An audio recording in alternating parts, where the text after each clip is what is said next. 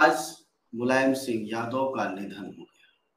वह मेदांता अस्पताल में भर्ती थे और लंबे समय से बीमार चल रहे थे, जिसके बाद लगातार एक जन नेता के तौर पर उनको देश श्रद्धांजलि दे रहा है। ऐसे में हम उनके पूरे व्यक्तित्व को, उनके काम को और एक व्यक्ति जो शिक्षक था और कैसे रक्षा मंत्री तक के सफर तक पहुंचा, इस पूरी कहानी को समझने की कोशिश करेंगे।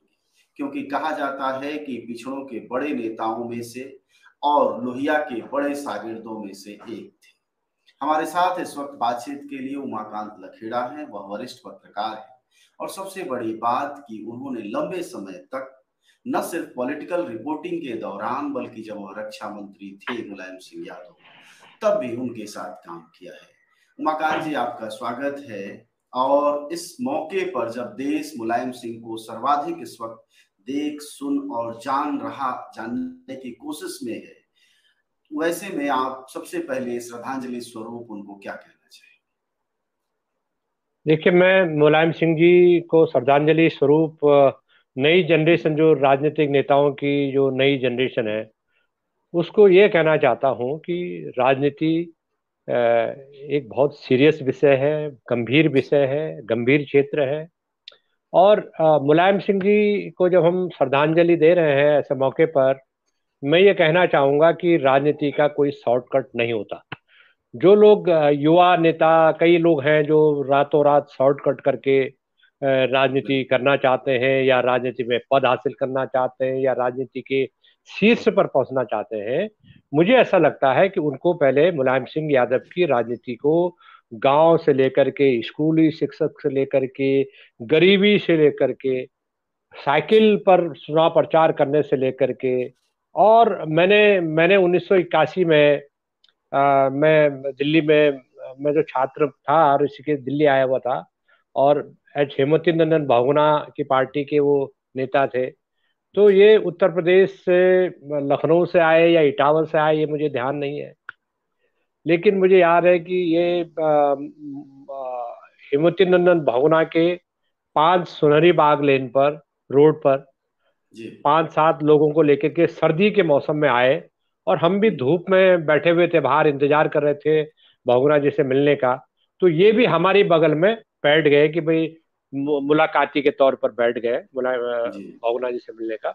वो मेरा कोई परिचय नहीं हुआ था, मैंने उनको देखा था, किसने कहा ये मुलायम सिंह यादव है। हम जी। सोचते थे कि मुलायम सिंह यादव कोई मोटे ताजे हट्टे कट्टे नेता होंगे, लंबे जी। चौड़े होंगे। लेकिन जब हमने छोटे से कद के एक आदमी को देखा, कंबल ओढ़े हुए, तो ये पता लगा था कि ये रात की बस में बैठ करके आए हैं यूपी से, और इटावा से दिल्ली आए होंगे, बिल्कुल। आईएसबीटी उतरे हैं, और आईएसबीटी से थ्री व्हीलर लेकर के ये बहुगुणा जी से मिलने आए। ये तब है जब वो उत्तर प्रदेश के एमएलए भी थे, और वहाँ के, मुझे लग रहा है कि वहाँ विधायक दल के नेता थे।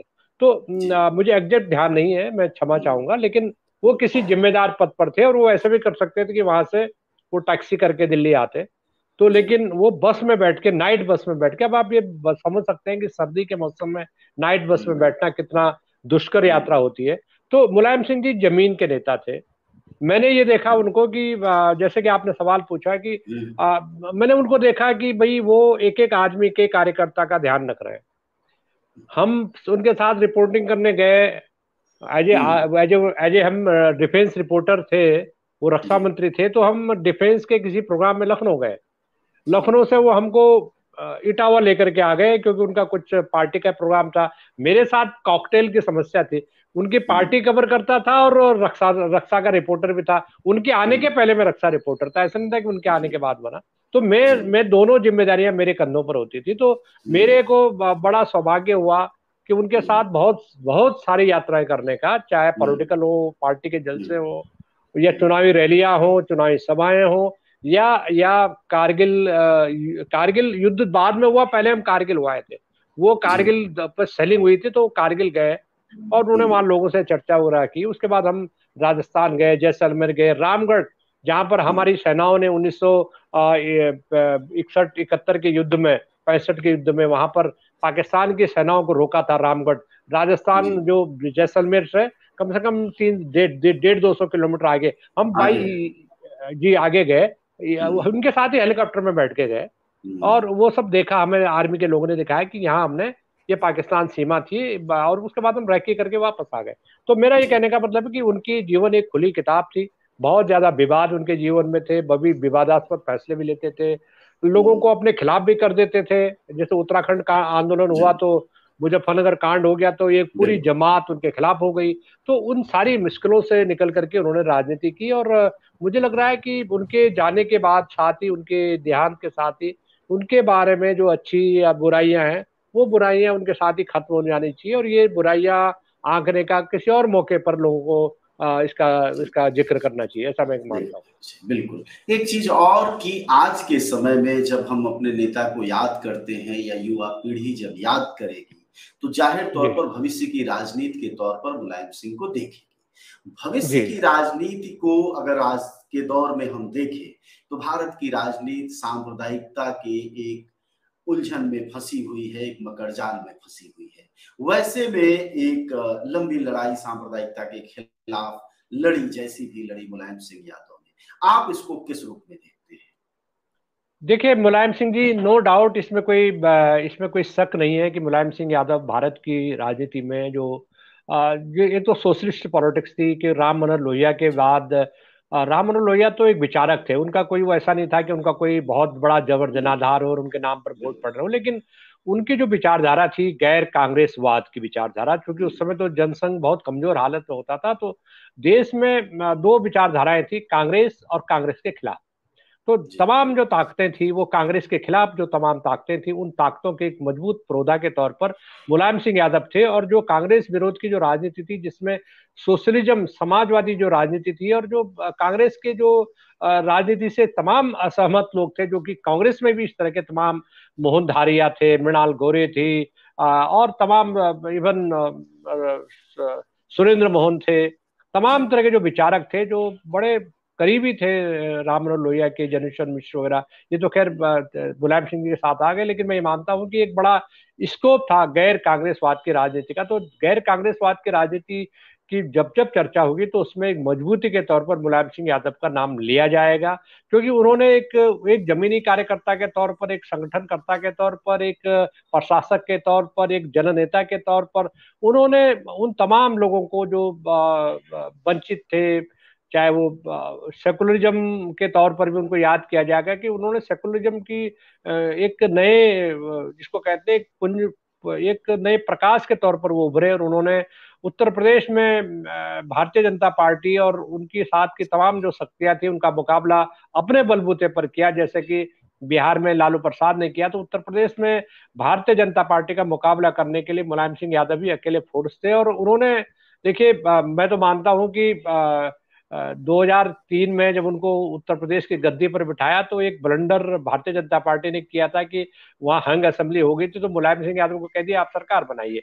और मुलायम जी सिंह यादव ने कोई मुरब्बत नहीं की भारतीय जनता पार्टी के साथ। उनके तमाम जो 2004 का जब लोकसभा का चुनाव हुआ, तो तमाम दिग्गज भारतीय जनता पार्टी के उत्तर प्रदेश लोकसभा से चुनाव हार गए, और उसमें बड़ी आलोचना हुई थी मुलायम सिंह यादव जी की कि वो जो है बीजेपी के साथ मिलकर के उन्होंने सरकार बनाई है, या उसकी बैकिंग से सरकार बनाई है, क्योंकि केंद्र में अटल बिहारी वाजपेयी की सरकार थी। जी तो ये इस तरह के आरोप भी लगे कि भाई वो पर्दे के पीछे कोई ना कोई बिल्कुल खेल हुआ है, कोई समझौता हुआ है। बिल्कुल तो ये बिल्कुल दाव पेच की राजनीति के माहिर खिलाड़ी थे, वो पहलवान भी थे, तो वो दाव, राजनीति में दांव कैसे खिलाया जाता है और कैसे लड़ा जाता है, इसके बड़ा वो पारंगत थे। और मैं एक दूसरी बात ये कहना चाहूंगा कि वो विनम्र, निजी तौर पर बहुत विनम्र थे। जो उनका पत्रकारों के तौर पर, खास जो साथ में पत्रकार गए हैं, मुझे याद है कि हम लखनऊ गए, लखनऊ से इटावा गए, तो इटावा के गेस्ट हाउस में ठहरे, तो वो मेरे पीछे पड़ गए कि एक मेरे और साथी पत्रकार थे कि नहीं नहीं, दिल्ली नहीं जाना, आज ये रहना है, हम लोगों गरीब लोग गांव में कैसे रहते हैं हम लोग, देखो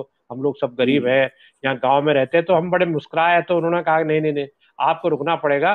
तो वो बीच में हमारे रूम में घुस आए, बैठ गए हमारे साथ आकर के कि आपको कोई दिक्कत तो नहीं हो रही है यार, आपको सोना कैसे हुआ, कैसे आप सो रहे हैं, खाया नहीं खाया आपने रात को खाना। तो ये छोटी छोटी बातों में वो बहुत सरल उनका व्यक्तित्व था, सरल उनकी नेचर थी। और मैं ये मानता हूँ कि बहुत सारी चीजें, जो नेता बड़े स्ट्रकेट नेता है, जो सोचते हैं कि अंग्रेजी का अगर ज्ञान उनको हो गया तो बहुत बड़े विद्वान और प्रकांड हो गए, ऐसा नहीं है। मुलायम सिंह यादव ने इन सारी विडंबनाओं को या सारी जो ये कहते हैं कि गलतफहमियां थी उनको दूर किया, क्योंकि मुलायम सिंह यादव बहुत इस बारे में बहुत जमीनी नेता थे, डाउन टू अर्थ थे। तो उनको पता होता था कि वो जो डिफेंस मिनिस्टर बने तो लोग हमारे साथ मजाक उड़ाते थे, अरे भाई क्या आज आपके रक्षा मंत्री क्या कह रहे थे, लेकिन रक्षा मंत्री बड़े नपे तुले बातें बोलते थे, ऑफ द रिकॉर्ड बोल देते थे, बोलते भाई छापना नहीं। उन्हें कहता भाई मैं समझने की कोशिश कर रहा हूँ, रक्षा मेरे लिए बिल्कुल नया सब्जेक्ट है। लेकिन हम जब ये कहते थे, जब उनसे सवाल पूछते थे प्रेस कॉन्फ्रेंस में, तो वो कहते थे उमाकांत जी आपसे तो हम बाद में अकेले में बात कर लेंगे, अभी तो प्रेस कॉन्फ्रेंस होने दीजिए। तो वो बड़े जी चतुराई से सवालों के जवाब टालते थे। तो बड़े बड़े दक्ष थे इन तमाम तरह की चीजों में, वो उनका अनुभव था, लंबा अनुभव था। और दूसरी बात है कि पार्टी कार्यकर्ताओं को उन्होंने, जो जमीनी कार्यकर्ता थे उनको लगता था कि ये लंबे समय तक मेरे साथ चलेंगे, तो उन्होंने, उनको पर यह भी आरोप लगता था कि जो जमीनी कार्यकर्ता साइकिल से चलते थे, उन्होंने उनको इतना धनवान बना दिया कि कई लोग तो उनके साथ छोड़ के चले गए उसके बाद। लेकिन देखिए कि वो, उनको ये लगता था कि कार्यकर्ताओं को अगर हम थोड़ा धन अर्जित नहीं करवाएंगे तो आज की जो पैसे की जो राजनीति है उसमें उनका, वो बाकी पार्टियों का मुकाबला कैसे करेंगे। तो कैसे। उन्होंने अपनी पार्टी के काफी लोगों को धन अर्जन भी करवाया, चाहे वो कैसे भी करवाया होगा। तो ये मैं मानता हूं कि वो कार्यकर्ताओं का बहुत बड़ा ध्यान रखते थे। उमाकांत जी, एक चीज विचारधारा थी जो लोहिया से आई और उसको लेकर आगे बढ़े मुलायम सिंह यादव, और एक बड़ी पार्टी खड़ी की, समाजवादी पार्टी, जिसने की देश की दो बड़ी पार्टियां कांग्रेस और बीजेपी, कांग्रेस तो अभी भी हाशिए पर है, बीजेपी तक को लगातार हाशिए पर रखा। वैसे में जब आप वह चले गए और खत्म हो गया उनका समय, तो नई पार्टी, हालांकि लंबे समय से वह निष्क्रिय थे, बड़ी चुनौती अखिलेश यादव के सामने पिता के जाने के बाद क्या रहेगी, क्योंकि परिवार भी बड़ी संख्या में राजनीति में है। ये बात, आपका सवाल बिल्कुल सही है। एक तो यह है कि मुलायम सिंह जी जब तक थे और उनकी जान शरीर में थी, तो वो, उनको लेकर के किसी परिवार में कोई मतभेद नहीं था।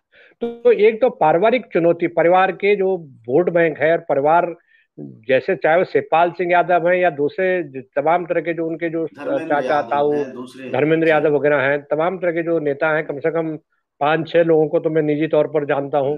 राम गोपाल जी तो सबसे प्रबुद्ध जी हैं, उनके परिवार जी में सबसे विद्वान हैं। और मेरे मेरा ये मानना है कि एक तो उनके सामने परिवार को, अखिलेश जी को परिवार को साथ रखने की चुनौती है, कि सबके परिवार में जो मतभेद हैं उन मतभेदों को दूर करके, कि कम से कम जो उनके पिताजी की राजनीतिक विरासत है उस विरासत को साथ रखने के लिए सबसे पहले तो परिवार को साथ रखें। परिवार में अगर किसी तरह की दरार और खटास पैदा होती रही, और जो जिस तरह से खटास पिछले 1.5-2 वर्षों में दिखाई पड़ी, वो दरार मुझे लगता है पाटने का सबसे बड़ी चुनौती उनके साथ चुनौती। सामने है। और दूसरी बात यह है कि उत्तर प्रदेश में देखिए भारतीय जनता पार्टी के खिलाफ बहुत बड़ा एक वैक्यूम खड़ा हो रखा है, कि देखिए भारतीय जनता पार्टी की तमाम तरह की आलोचनाएं होती हैं, तमाम तरह की उनकी गलत नीतियां हैं जिनको लेकर के लोगों में गुस्सा है। तो एक सबसे बड़ी पार्टी के तौर पर अखिलेश यादव के सामने ये भी है कि तमाम पार्टियों का वो नेतृत्व करे, जो भारतीय जनता पार्टी विरोधी जो पार्टियां हैं उनको एक किस्म से कोऑर्डिनेशन करें उनके साथ में, और उनको एक साथ लेकर के चलने की चेष्टा करें, तभी वो भारतीय जनता पार्टी का मुकाबला करने की स्थिति में होंगे। क्योंकि जाहिर सी बात है कि उनको आज नहीं तो कल भारतीय जनता पार्टी का मुकाबला करके ही अपनी राजनीति को आगे बढ़ाना होगा, और कोई रास्ता उनके पास, उपाय उनके पास है नहीं। तो मैं ये मानता हूं कि, और दूसरी है कि जो समाजवादी पार्टी के जो कार्यकर्ता है उनको एकजुट रखना, उनका मनोबल बढ़ाए रखना, और उनको एक किस्म से उसकी छवि को, जो हालांकि अखिलेश यादव ने समाजवादी पार्टी की छवि को पिछले कुछ वर्षों में बदलने की बहुत कोशिश की, और तमाम तरह के जो ऐसे एलिमेंट समाजवादी पार्टी में थे जिनकी छवि बहुत खराब थी, उन्होंने उस छवि को निखारने की कोशिश की। तो मुझे लगता है कि अभी भी काफी गुंजाइश है कि मुलायम अखिलेश यादव उस छवि को सुधार करके इन नई जो चुनौतियां आई हैं, नई राजनीति की जो चुनौतियां आई हैं, क्योंकि अखिलेश यादव को समझना होगा कि उनके सामने एक बड़ी पार्टी जो भारतीय जनता पार्टी है, वो धन बल के आधार पर, संगठन के आधार पर वो कहीं ज्यादा मजबूत है। तो वो आज से 20 साल पुरानी भारतीय जनता पार्टी नहीं है, 25 साल पुरानी भारतीय जनता पार्टी नहीं है। वो मोदी, अमित शाह एंड कंपनी की भारतीय जनता पार्टी नहीं, पार्टी है जिनके पास संगठन की, रिसोर्सेस की, मीडिया की, मीडिया तंत्र की, इनकी कोई कमी नहीं है। तो ये बड़ी भारी चुनौती अखिलेश यादव के सामने आने वाले टाइम पर होगी। शुक्रिया सर बातचीत के लिए। और जाहिर तौर पर बड़ी चुनौती, चूंकि वह पिता से ज्यादा एक नेता थे, और नेता के बतौर ही अखिलेश यादव के हिस्से भी हैं वह, ऐसे में कहा जाता है कि एक बुजुर्ग जब तक जिंदा है, भले वो कुछ करे या न करे, लेकिन परिवार को समेटे रहता है। ठीक यही भूमिका मुलायम सिंह यादव की भी बहुत हद तक थी। ऐसे में एक तरफ बीजेपी, भारतीय जनता पार्टी जैसी विशाल पार्टी, और दूसरी तरफ पारिवारिक कुनबे को बचाए रखना और इसके साथ साथ पिछड़ों का नेता बनना भी एक बड़ी चुनौती होगी। तो यही हमारे लिए नेताजी को आज याद करने की श्रद्धांजलि है। और एक बात जो सबसे बड़ी कही उमाकांत जी ने कि वह जमीन से जुड़े नेता थे और साइकिल से लेकर, साइकिल सिर्फ पहचान नहीं थी पार्टी की, बल्कि साइकिल उनकी जिंदगी की शुरुआत भी थी। और साइकिल से लेकर रक्षा मंत्री तक का जो सफर है वह भारतीय राजनीति के विस्तार और वितान दोनों को बताता है कि कैसे पिछड़ी जातियों के निकले हुए नेता राष्ट्रीय फलक पर उभरे और उन्होंने भारतीय समाज में जातीय स्तर पर एक सम्मान और बराबरी बहाल करने की कोशिश की, और उनमें मुलायम सिंह यादव का नाम प्रमुख है। शुक्रिया सर बातचीत के लिए। बहुत धन्यवाद अजय जी, आपके दर्शकों के लिए बहुत धन्यवाद। नमस्कार।